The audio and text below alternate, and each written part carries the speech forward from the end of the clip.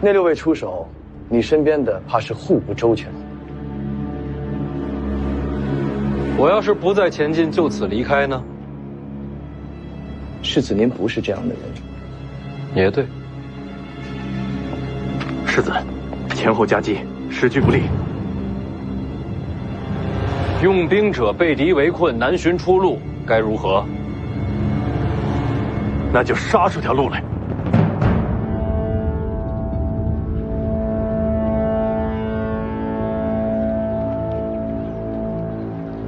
对，杀出条路来。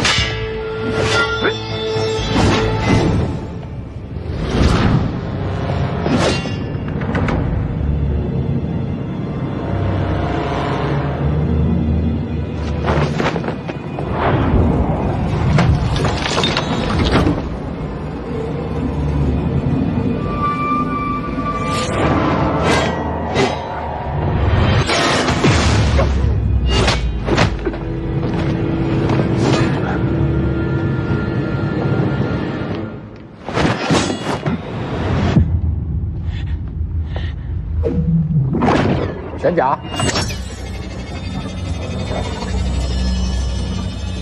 青梅卓马，春水朝露，桃花，起。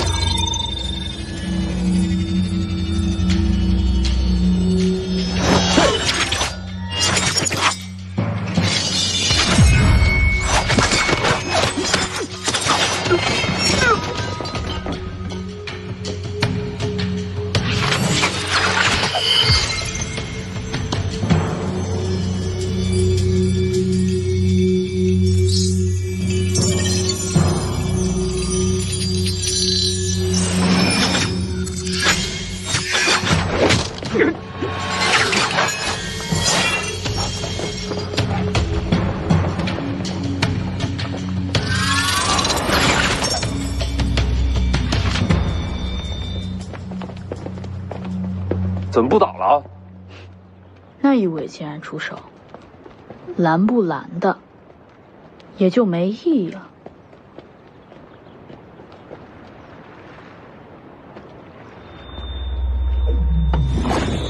回来！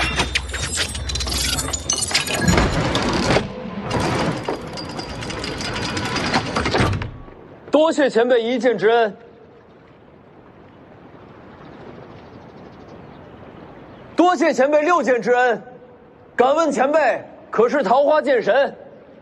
我是邓太阿，这份恩情，徐凤年记着，将来再报。不是你报，是我报恩。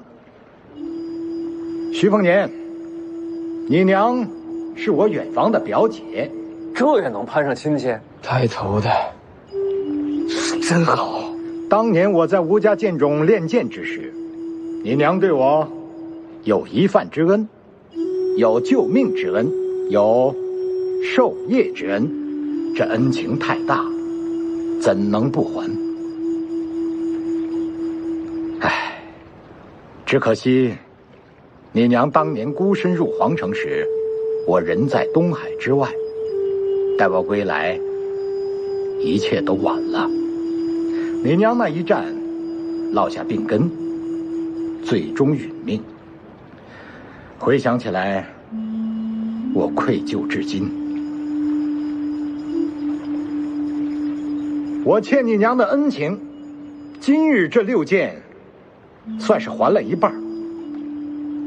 城头之上，你想拿些什么，安心拿便是。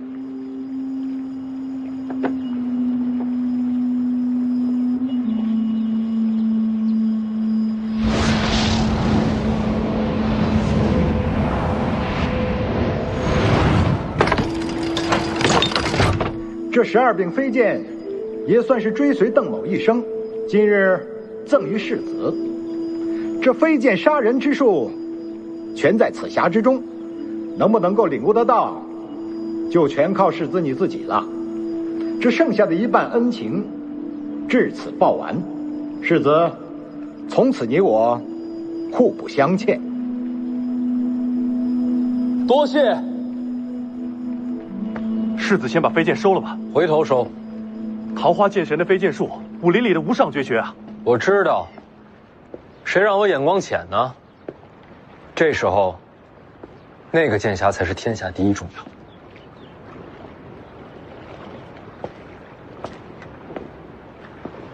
邓先生，您若是要给我一剑，不如早点动手。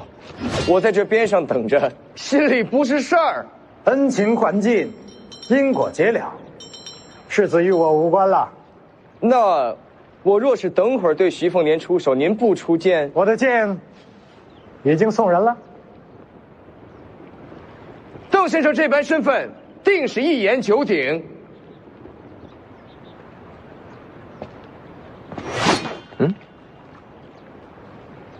这会儿不打，我也不傻。人家邓先生前一半恩情，就是助你家世子去城头取剑匣。我要出手，也得等他拿完东西，人家恩情还完了再说。这会儿天底下，没人阻得了你家世子取剑匣。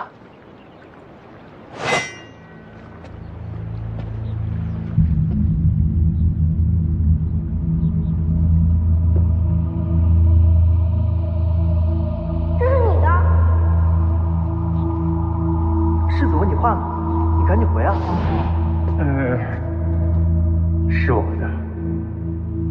世子，这是府上新来的马夫带来的旧东西，就不带进府里了。啊。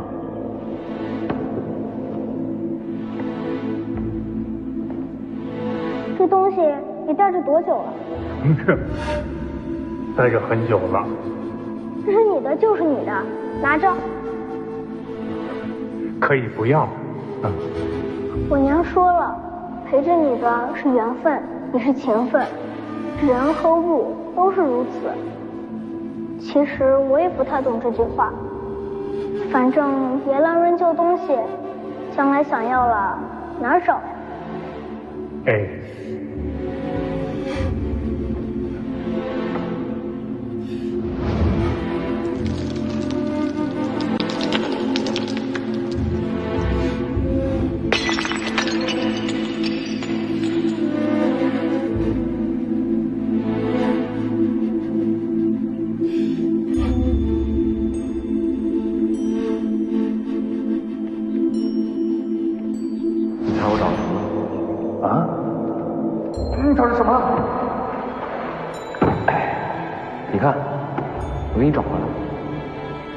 可以不要了。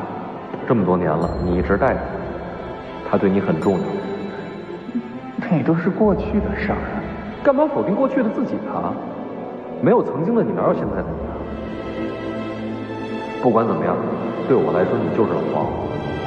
既然天意让你把他给找出来了，那你别再扔了。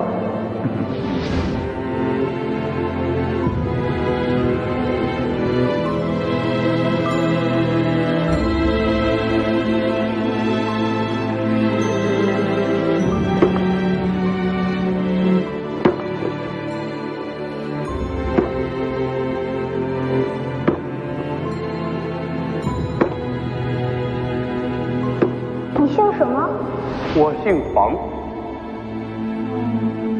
那我就叫你老黄吧。好啊。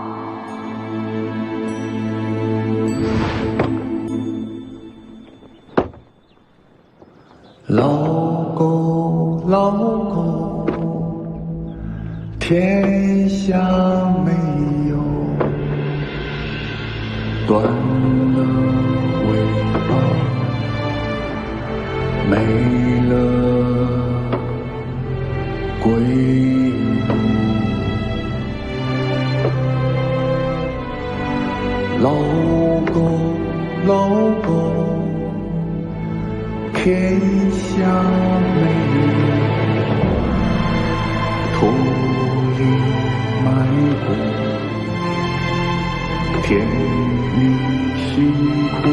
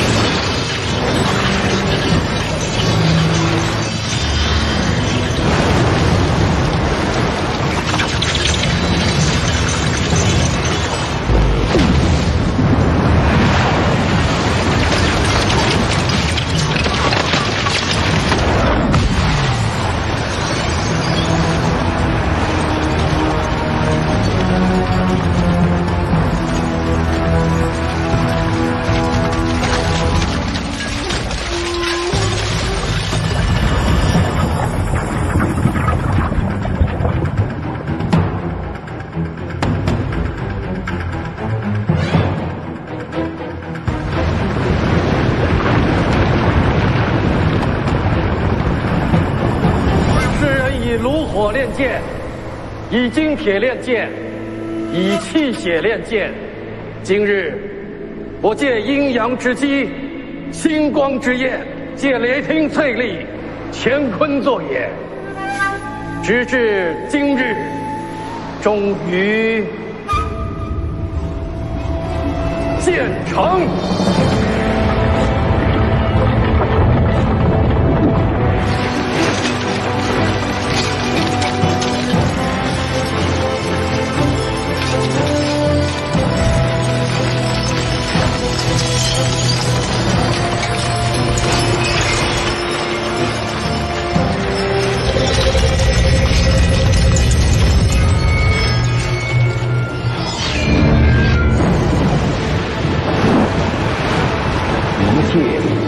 开天门，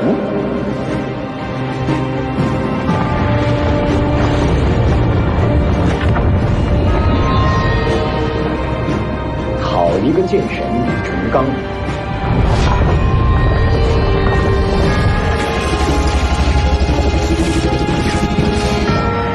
好剑！李成刚此剑开得天门，杀得你王仙之否？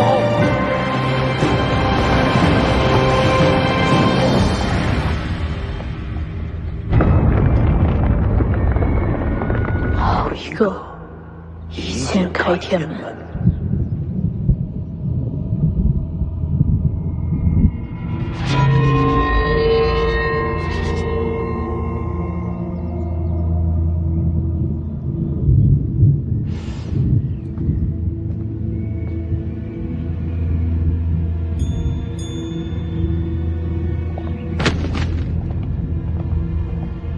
小师叔，又去偷菜了。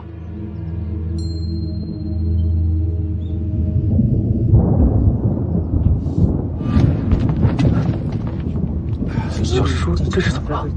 不知道。小师叔刚才好好的，怎么成这样了？现在还好好的。小师叔啊，别动了！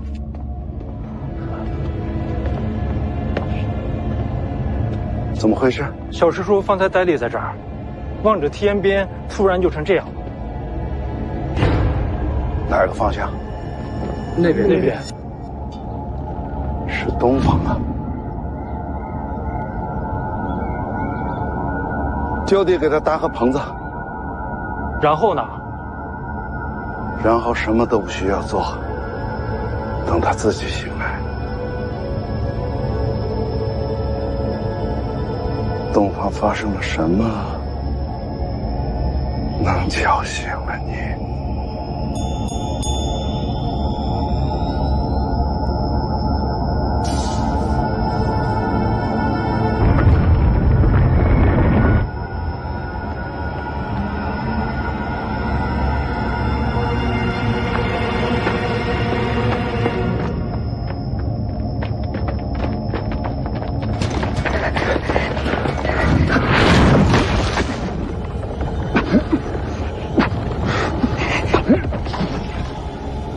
终于等到这一刻。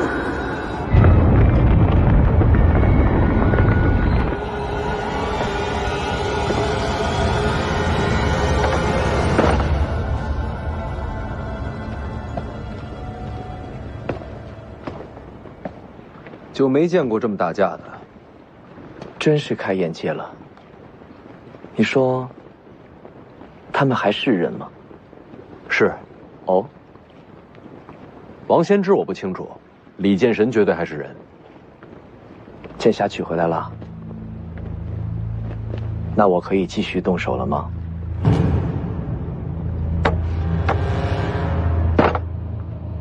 你觉得你还有机会吗？李剑神刚出剑，你觉得他还顾得上你吗？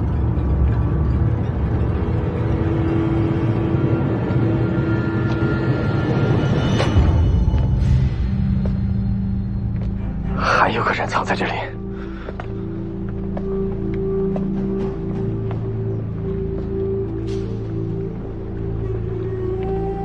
桃花剑神在此，不仅仅是为徐凤年吧？见过赵老天师。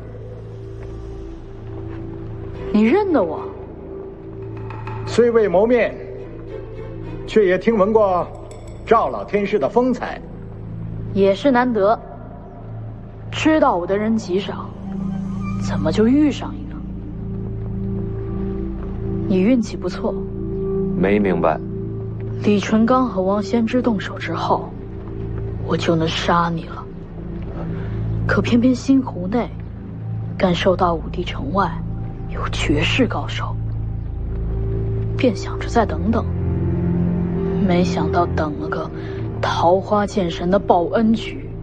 方才阁下与武奴动手时，藏了手段，闹着玩玩，何必较真呢？敢问阁下的身份是？被认出来就不瞒了。贫道龙虎山赵玄素。宣字辈，世子，宣字辈可比当今的龙虎掌门还高了2倍。眼前这位，怕是已经活了2个古稀。猜到阁下要对我动手，但没想到辈分这么高，也是难为赵老神仙了。这几日还要管我叫大哥，我都不在乎，你在乎什么？敢问阁下还杀我吗？本来还是该杀一杀，毕竟邓太阿在，该留几分面子。前辈也是来杀徐凤年的。方才邓前辈说过，他的恩情已经报完了，之后徐凤年的生死均与他无关，眼前这位世子还是可以杀一杀的。晚辈愿与前辈联手，如果桃花剑神不出手，眼前这些人是拦不住前辈的。下面的符角红甲是你的，若前辈喜欢，可拿去赏玩。你就是赵凯。前辈知道我。徐凤年我不杀了，杀你也一样。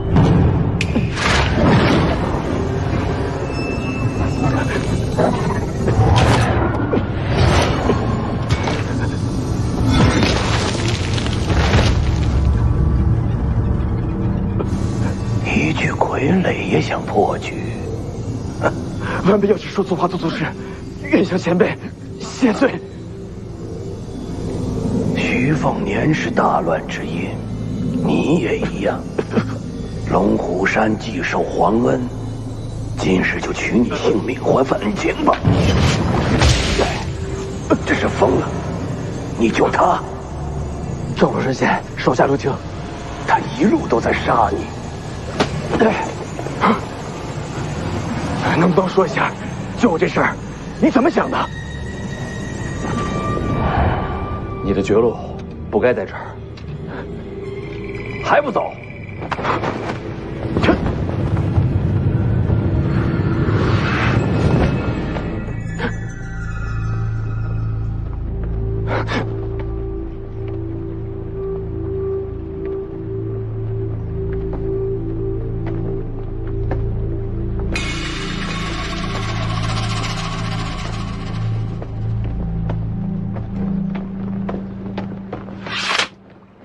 想来想去，也想不出你救他的理由。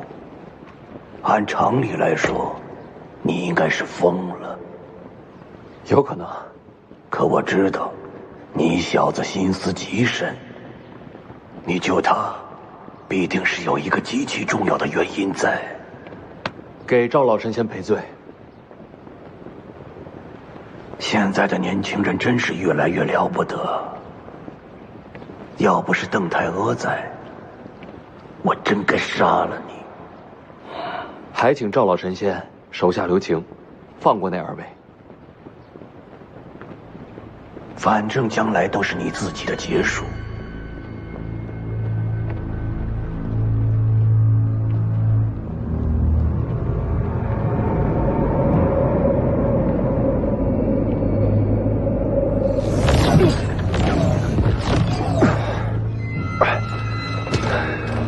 这都什么局面？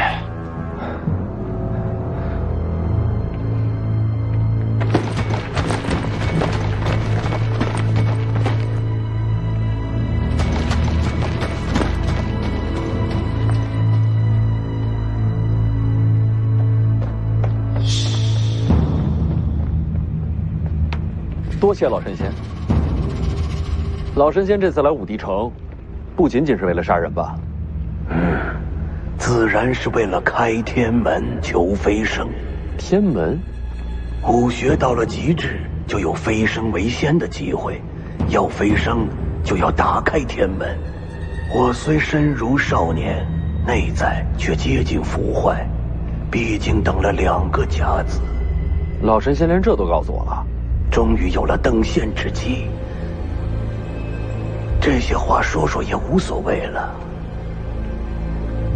天门重开，是因为李剑神与王先知一战，怕也只有这2个人交手，天门才会重开。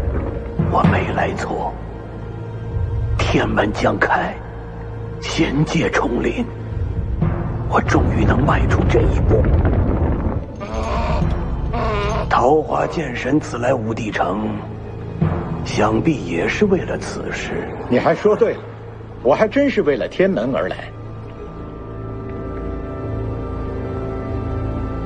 天门眼看就要打开，你我都有飞升机会，或许还能合作行事。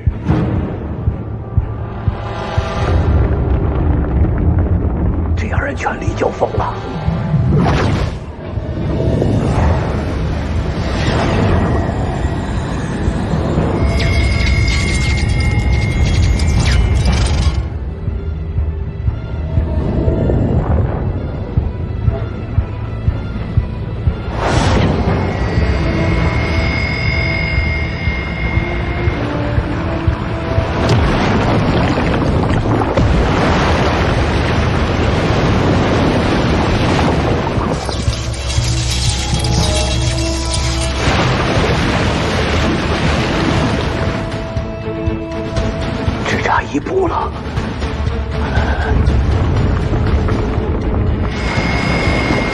白大妈，天门将开。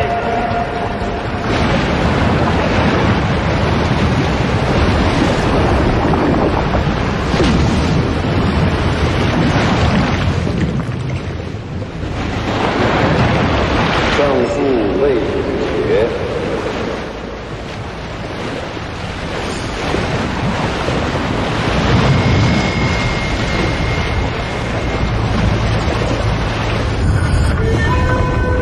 王先知在做什么？怎么停手了？数十年来唯一一次开天门的机会，他们俩就准备放过了不成？或许他们二位不愿飞升呢？不愿飞升？为何不愿？或许比起仙界，他们更想留在人间。人间有什么可留的？这种机会怎能错过？如今契机已成，再加一份力，便能打开天门，迎回仙界。既然如此，就由我来打开天门吧。剑戟！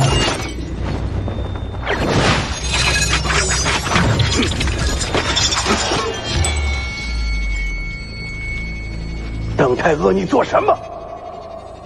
老天师方才有句话说错了，邓某此来武帝城，确实是为了仙界天门，只不过不是等他打开。那你要的是什么？我要的是阻拦天门重开，要仙界与人间断了往来。为什么？历来古籍素有记录，仙人下界。所谓仙人，早已抛却人心，以天道自处。每逢仙人临凡，仅凭喜好，便要改换天下之事，江河改流，山川移位，都属平常。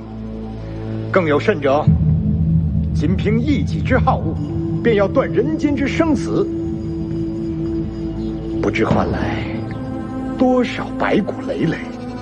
那又怎样？世上王朝更迭，不也是杀戮不断？别的不说，这位是北凉世子，他爹徐骁当年杀了多少人，怎不见你提剑斩杀？王朝更迭，乃是人间自己之争斗，我从未想过让天下无杀戮。说起来，我自己所练的就是杀人之剑。可是人间之事，自然由人来决定。这人间不需要仙人，就为这个，你要拦下天门重开，断了天下武学者的前进之路吗？哼，邓某从来就不是讲道理的人。你拦我飞升之路，你我便是不共戴天之敌。你也拦不住我。峨眉朱雀，黄铜皮肤，吉米泰阿。此剑阵取名冰解，本来是为王仙芝而准备的，却不想用到了阁下身上。我倒要看看邓剑神能否冰解贫道。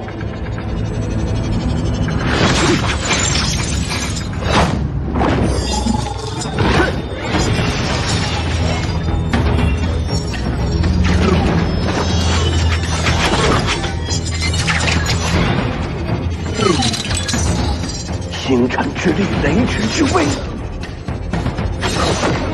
邓太阿，你怎敢如此？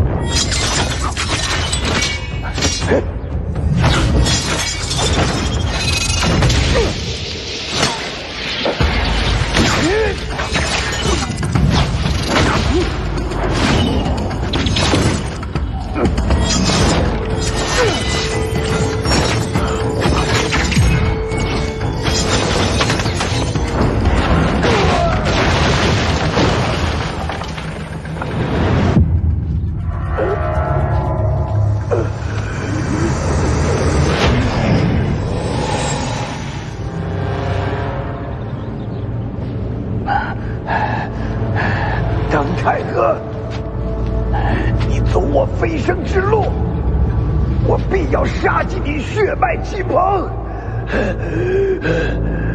赵老天师，此时收手还能保住性命。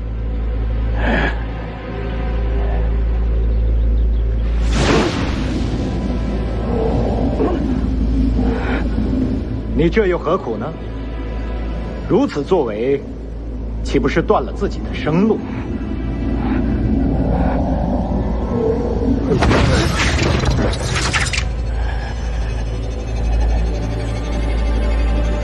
天人之间，岂受他人束缚？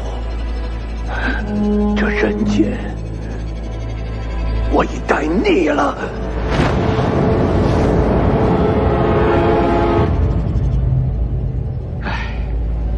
生而为人，却逆了人间，哼，何其可笑！我等进入天人之境，便再也不算普通凡人。只是为了变强，真的要抛弃那颗做人的心吗？我扔了又如何？赵老天师，邓某的剑下不许人间有仙。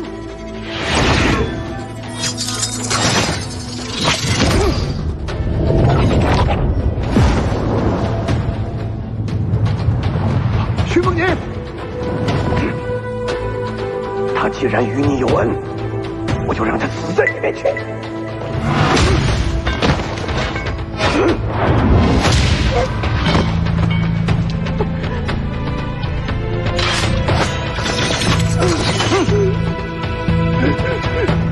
老子让你登仙，限酒6000里。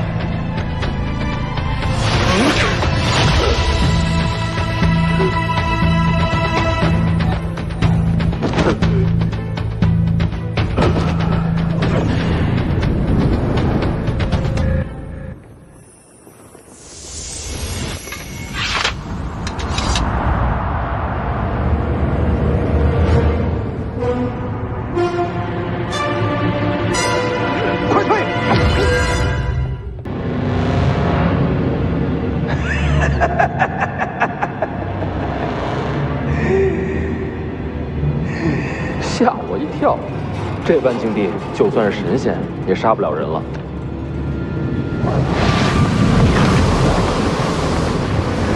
不是杀你，只是坏你气运。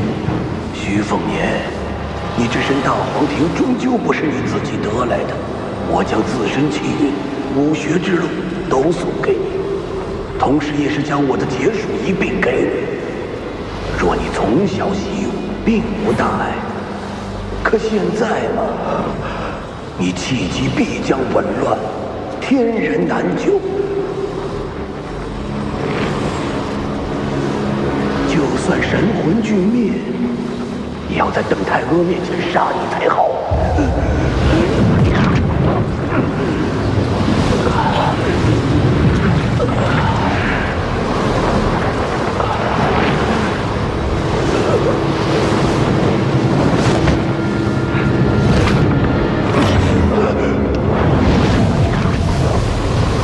转气运之术，你是那老家伙的弟子？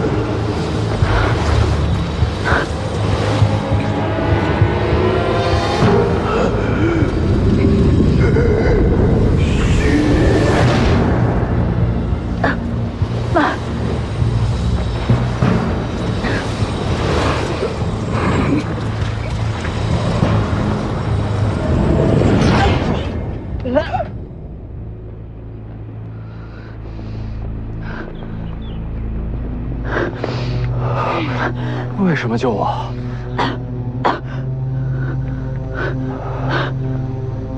世子，世子，世子！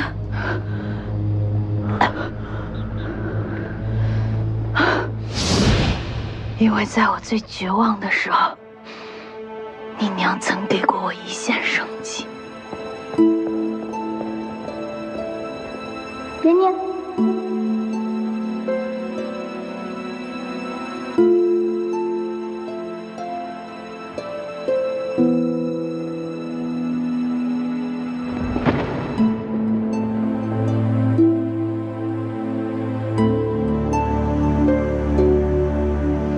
谁杀你，哼，我便杀谁。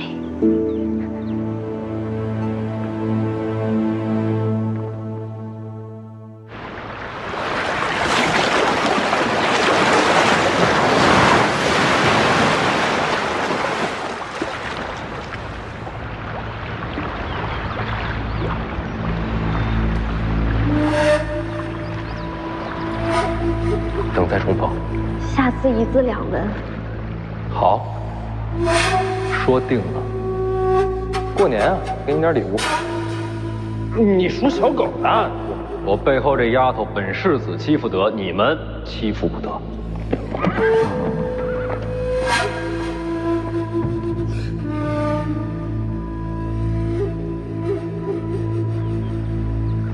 我生来就欠这世间的，都会了才好。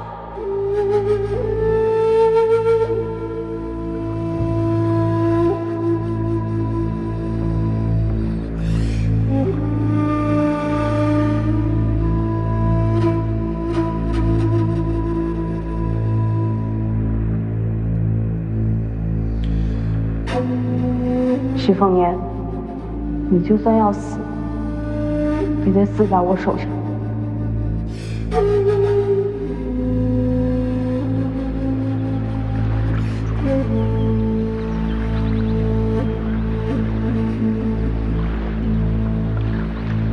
你相信我，我能2全。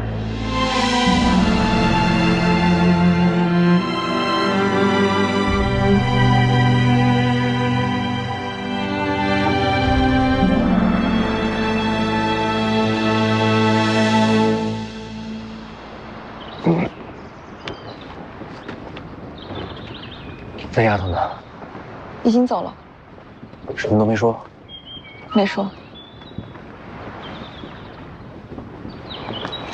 当世最强一战结束了。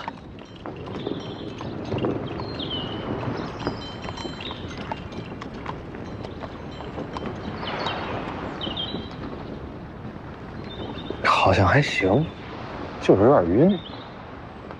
龙虎山那位临死将自身武学路数讲诵于世子，本意呢是想乱你泪息，削你气运，结果被那位呵呵姑娘强转气运，替你接了过去。世子如今伤势已无大碍，休养一段时间就好。那丫头会怎样？不知道，转气运之术世上罕见，我也不大了解。他呀，既然会这奇术，身后自有师承，不会出什么大意外的。李前辈，你打完了？打完了。邓太阿给你的。是。邓前辈呢？也已经走了。这还真留给我了。既是飞剑，又是剑心传承，他倒是舍得。没事，多看看这飞剑，多想想他今天的出手。您不是说要我走自己的路？少看别人的武学吗？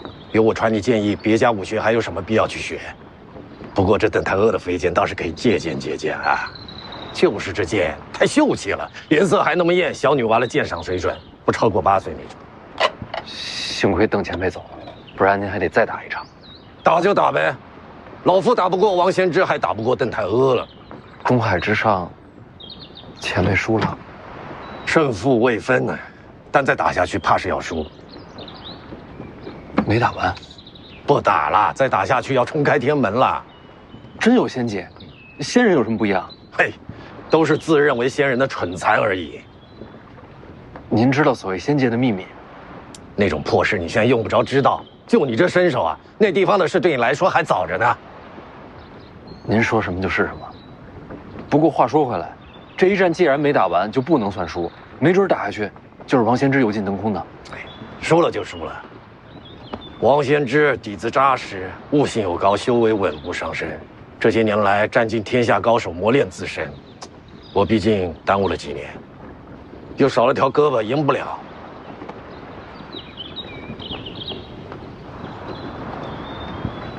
反正我心中，您才是天下第一。谁会在乎啊？打得尽兴就好。不过方才一战，王仙芝也使出了9分力，普天下逼他到这一步的，怕是没几个了。他还没出全力。王仙芝若出全力，恐怕只有500年前的吕祖才能稳压他一头啊！这么强吗？啊！哎呀，那咱们还在武帝城？废话，赶紧跑呀！我还拿了老黄镜匣。哎呀，拿着吧，这点面子王仙芝还能给我？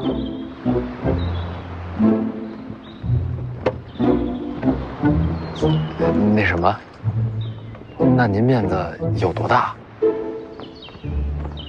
你要干嘛？我能跟王先知聊两句吗？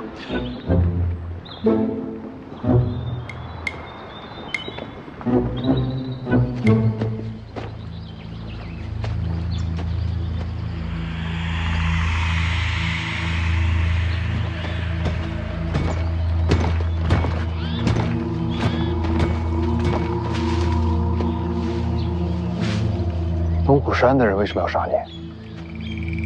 为国除奸呗。谁是奸？我，徐凤年啊，都是。你等等，徐凤年我还能理解，毕竟北凉是王朝心腹之患。你呢？你不是说你是皇子吗？没法子，谁让我是私生子呢？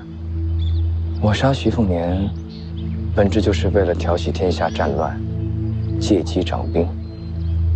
如今这心思被看穿了，要杀我也是应该的。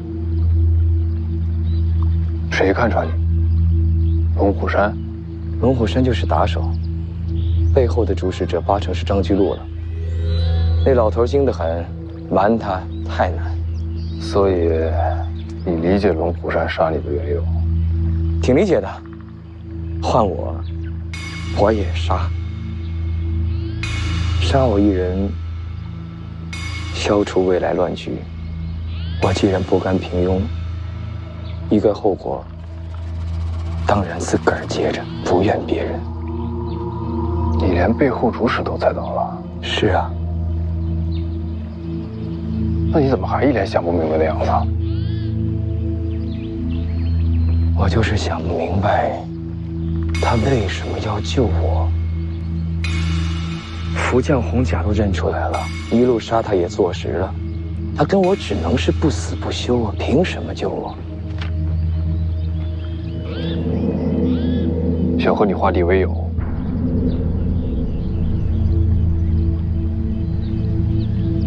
我天天追着赶着杀你，你能化敌为友？那我也想不出了。想不明白，算了，走吧。回武帝城？是啊。回去做什么？杀徐凤年啊！人还好好活着呢。他救了你，你还杀他？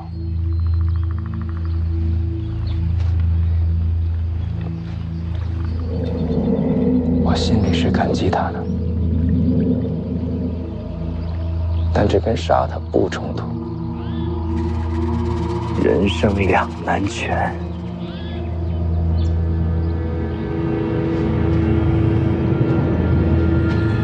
不用去了。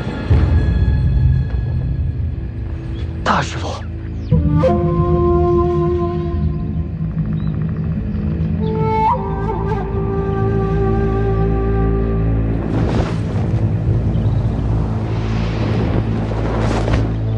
王先知，睡了吧？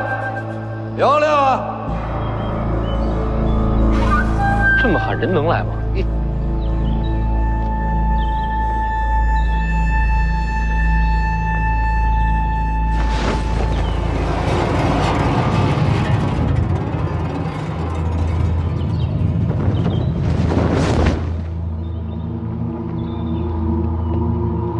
何事？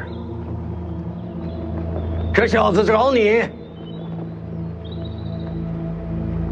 邓太阿的12飞剑，给这小子了，运气不错。王前辈你好，晚辈徐凤年，在此有一事相求。不对，是两事相求。求我？说。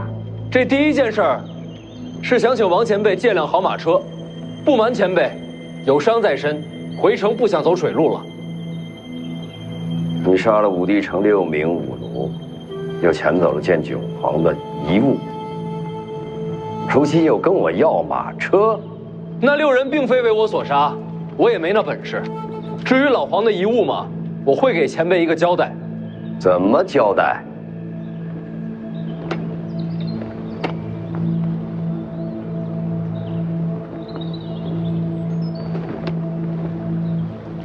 老黄和李剑神都是徐某长辈，他们二人未完之事，我徐凤年接着。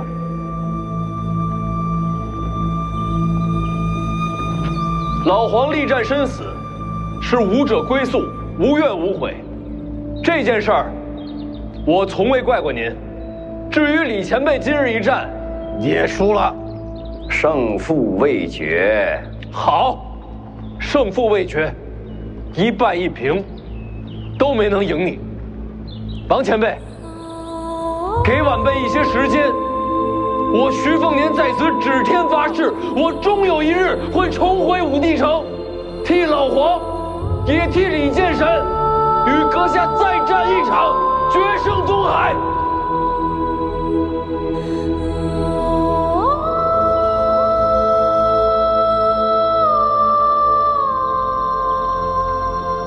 你在约战？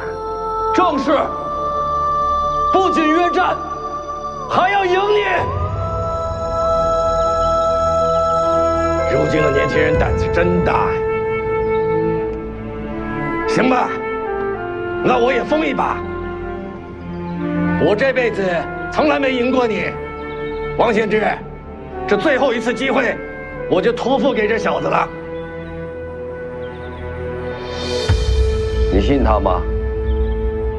这剑道好在哪儿啊？好就好在，它有传承。时下的年轻人敢和我当面约战的，你是第一个，恐怕也是最后一个。好，等你来。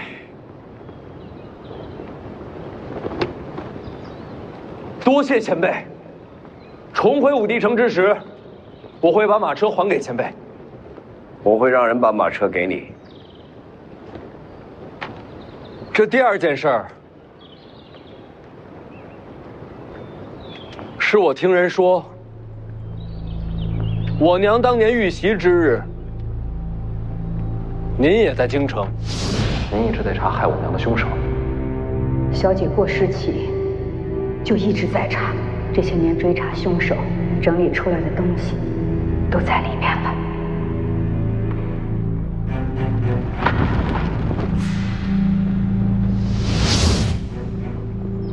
当时我是在京城，我家人调查记录此事的小册上记录了此事，但从未有人把您当作疑凶，因为我们都清楚，当日若是您真出手，我娘不可能活着离开京城。我去京城与他无关。我只想问前辈，当年有谁围杀了我娘？那几日是见到几个不该出现的人来到京城，不过那一战我没撞到。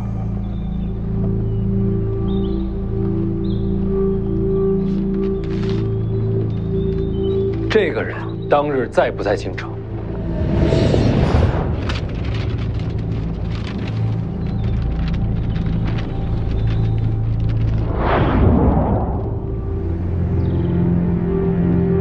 他在。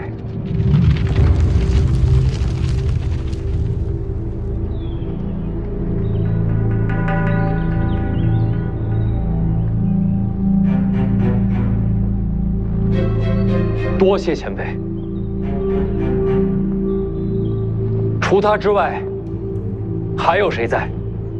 我不记得名字啊，我只记得是瞧见北莽的人也在京城。北莽的人，高手，差不多吧。对于我来讲，都一样。黎阳皇室联合敌国，埋伏的是自家臣子，多荒唐！你别激动啊！多谢前辈。你打算怎么做？看来徐某回家之后，要再出一次江湖了。你要去北莽？是。别忘了咱们的约战。放心，晚辈不会死在北莽。王前辈，最后一句。你这问第三件事了。老黄临死前说了什么？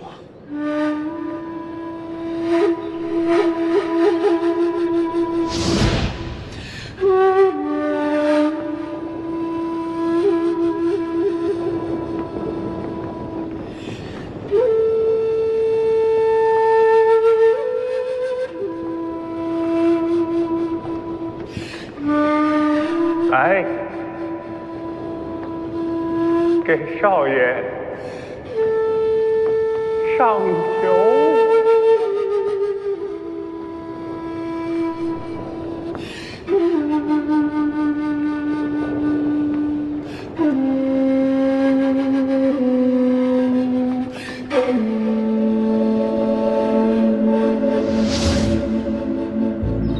他看着哪边？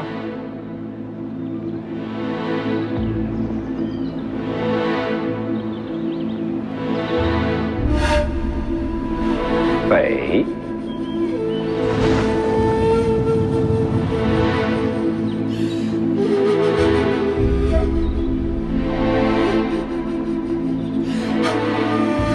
少爷，等我回来，带着东海的酒，咱俩一块儿喝。行。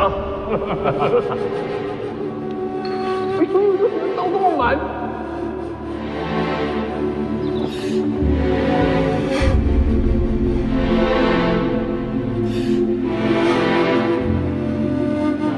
青鸟去车里吧，前辈也上车。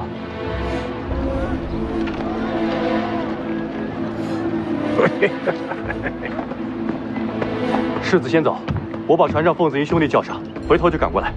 舒修也去，嘱咐船夫顺江而回，送去北凉。是。走。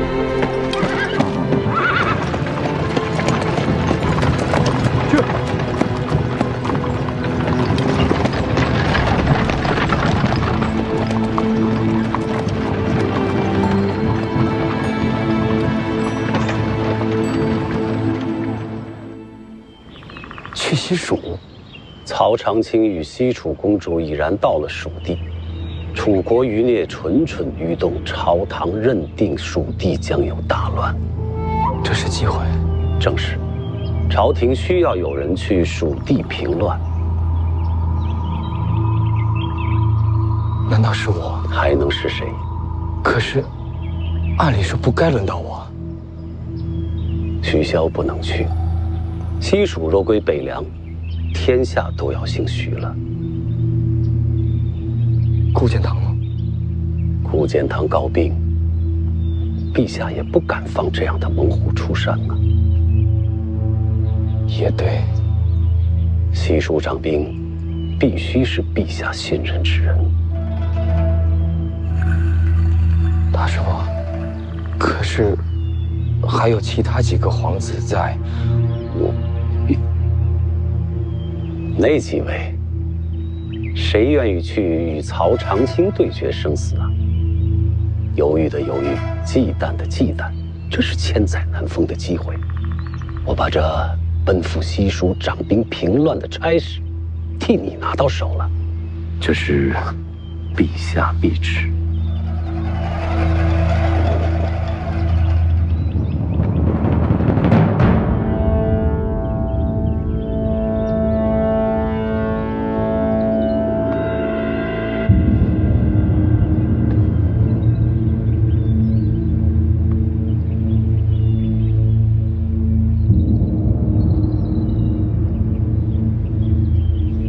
曹长卿不好对付，我陪你西行啊。更重要的是，你没必要与曹长卿为敌啊。我问你，楚人最终目的是什么？回家。没错，潜藏蜀地只是权宜之计。等曹长青与那位西楚公主收拢旧部之后，他们必定会离开西蜀，重归楚地。到那时，西蜀再无掣肘之人，而你执掌兵权，名正言顺，那时你就是新的西楚之王。就怕到时一道圣旨，收回我的兵权。这样的旨意，你会接吗？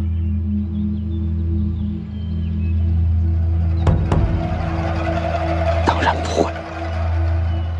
等我掌控蜀地，下一步就要往边境之外。边境外，蛮荒。等蛮荒跟西蜀连成一片，我就有了问鼎中原的根基，最差也是一个无可动摇的蜀王。能看到这一步，也不枉费我教导你这么些年啊！多谢大师父，替我抓住这般良机。无需多言，我们即刻赶路前往西蜀。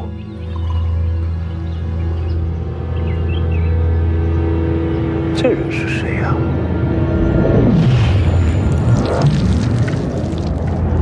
袁庭山，轩辕家曾经的门客，如今走投无路，倒是可用。袁庭山欲为蜀王掌中之刀，斩尽仇手。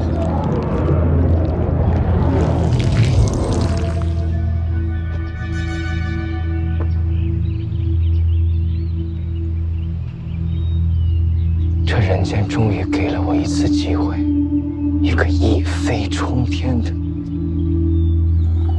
机会。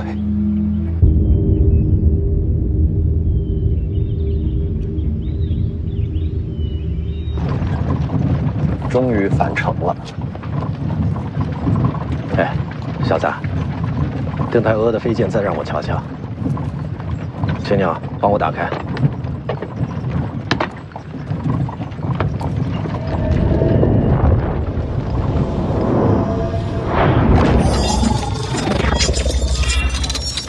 您也会使这剑阵？剑道出行时千万条路，到终了又好似殊途同归。可这只是假象，小子，没有殊途同归。这邓太阿的飞剑与老夫的御剑瞧着相似，实则天差地别。这其中的道理不好说，越说越错，你自己领悟。好活，当上。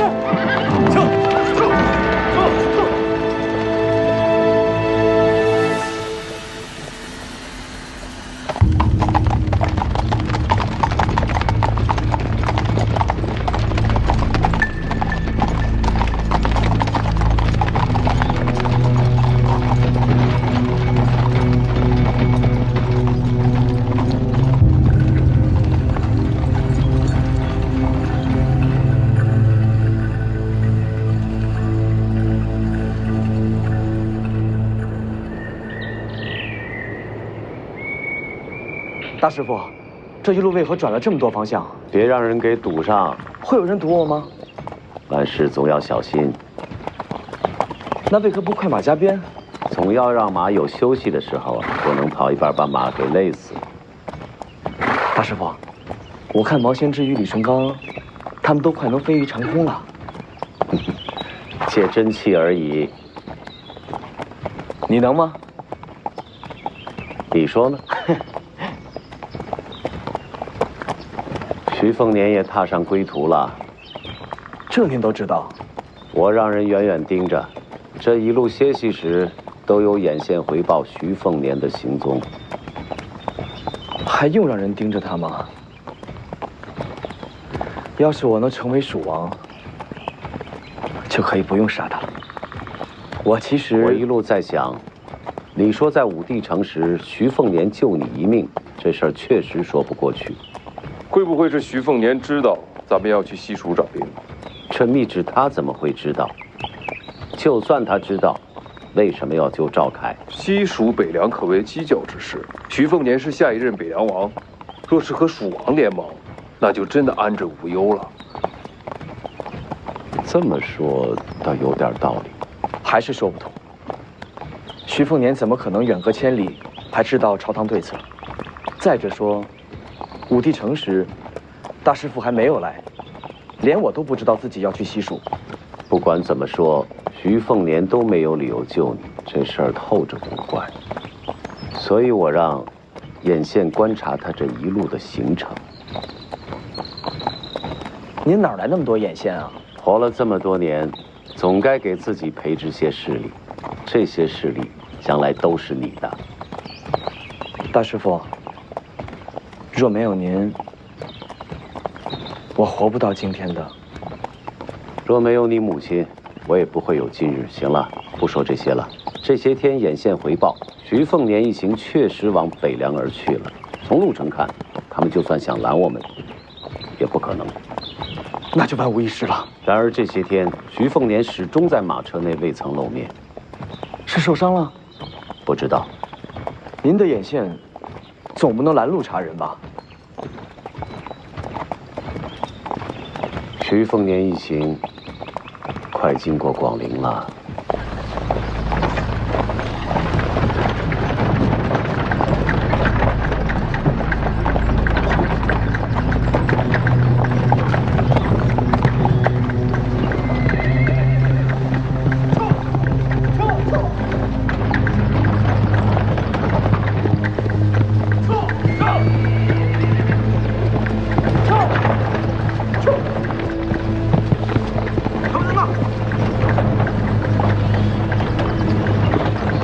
我给广陵王赵毅传了消息。赵毅，那个家伙在藩王里也是恶名远扬，您给他传什么消息？也没什么，提了2处，一个呢是朝堂对徐凤年顺利的离开武帝城不是太欢喜，另一个呢，徐凤年身边有绝色相伴。赵毅父子2个好色如命，您是想借赵毅的广陵军去试探徐凤年？可那家伙虽然臭名远扬，却也不是笨蛋。他真敢害徐凤年吗？为什么要害呢？大军吓唬吓唬徐凤年，让朝廷有点面子，然后顺带把那个丫头要走。一个丫头，北凉能说什么呀？徐凤年不会把人交出去的。赵毅又不知道徐凤年的为人，以他的处事，一个丫头还不如个物件。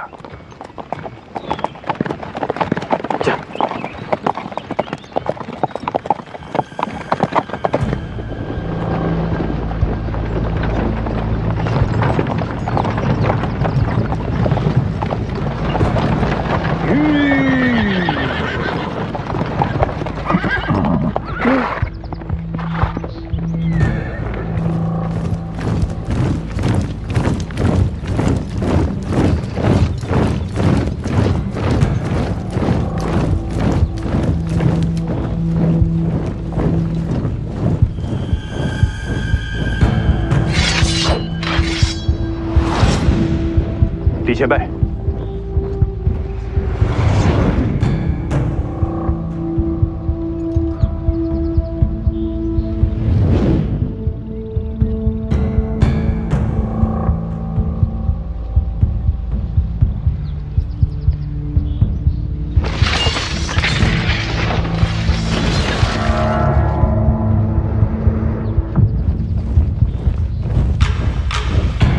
赵毅的广陵军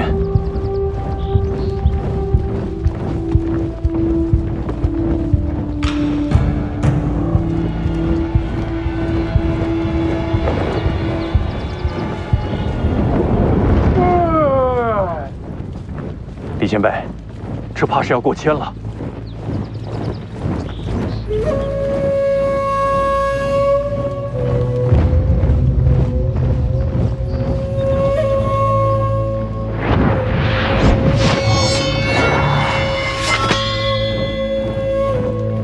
好不容易睡个踏实觉，麻烦。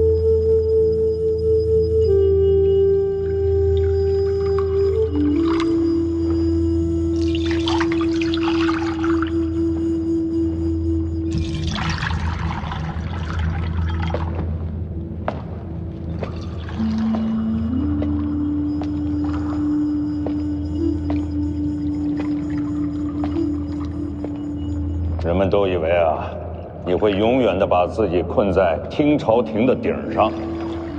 同袍忌日，怎能缺席？何况画地为牢，画的就是听朝廷，高处地下，依旧是在听朝廷内，不曾越界。嗯。哎，你说哈，这每年都要来这么一回，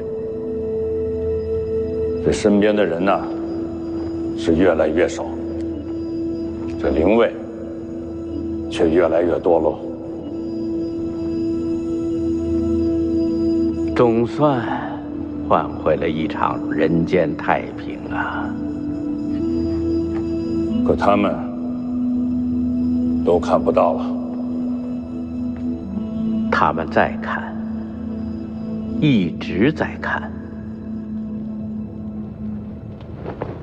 李淳罡一剑破甲2000余，广陵军心胆俱寒。你们都听见了吧？啊，都听见了吧？啊，就是那个陪了你们很多年的那个李剑神，这次他威风了。凤年未曾露面。哎呀，你说哈，他这次江湖之行，我全都安排的妥妥的，啊，甭管是青州也好，还是江南也罢，我所有的布局可以说是做到天衣无缝了。陈之豹一直未曾在军营露面，无人知道其下落。嗯，哎呀，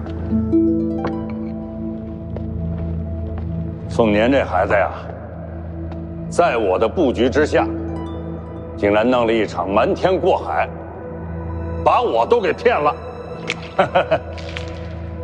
直到最后，我才知道他要做些什么。要是一直跟着你的安排走，他就是第二个徐骁。啊，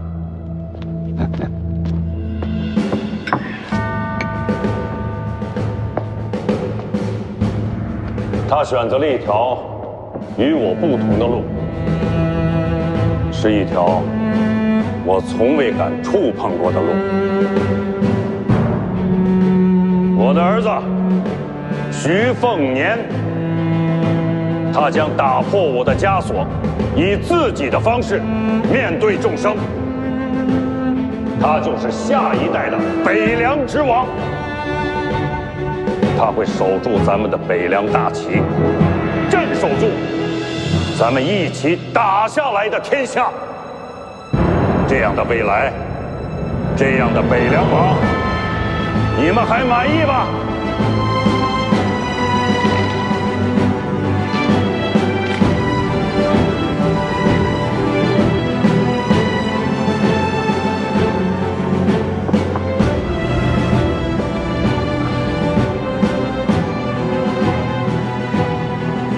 我们的时代终于要过去了。北凉有了咱们自己的新王。